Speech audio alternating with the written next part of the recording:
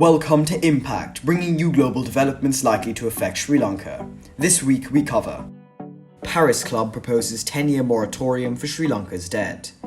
United States job growth beats estimates, dollar to strengthen. Price cap on Russian oil comes into effect. China further relaxes COVID rules in select cities. The Hindustan Times reported that the Paris Club group of creditor nations proposed a 10-year moratorium on Sri Lankan debt and another 15 years of its restructuring. It notes that this group is yet to formally reach out to India and China, Sri Lanka's two largest creditors. Further adding that Colombo is yet to initiate a formal dialogue with China and that the chances of obtaining an IMF fund facility approved from its executive board in December ranges from very low to non-existent. Impact on Sri Lanka. This recommendation from the Paris Club is greatly welcomed. However, also gaining such assurances from China and India are critical for an IMF funding facility. Of the island nation's $35 billion external debt, about 20% is owed to China and roughly $800 million to India. The resilience of the United States economy was shown, with over 260,000 non-farm jobs being added in November. This was despite the Federal Reserve hiking policy rates to slow the labor market and manage inflation.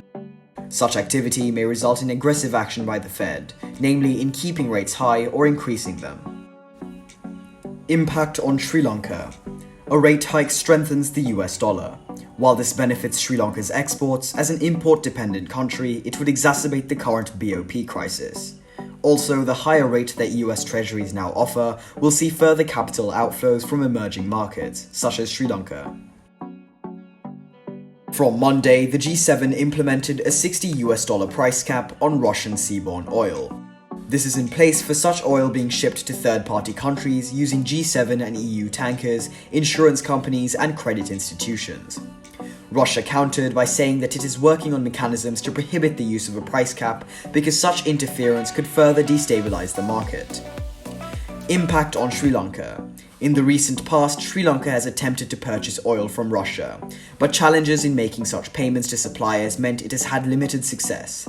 This latest development is significant and is closely watched to see how Sri Lanka takes advantage of it. China continued to relax COVID rules with the important financial hub Shanghai being opened up. The world's second largest economy is gradually easing restrictions, and Reuters reports that China is set to announce a nationwide easing of testing requirements and allowing positive cases and close contacts to isolate at home under certain conditions. Impact on Sri Lanka. While Sri Lankans visiting China are small in numbers, it is hoped that such revisions would lead to China also relaxing its outbound travel restrictions. During the 10 months to October, only about 3,500 Chinese travelers visited Sri Lanka, significantly down from average. And that's a wrap for this week. Join us next time as we update you of global developments impacting Sri Lanka.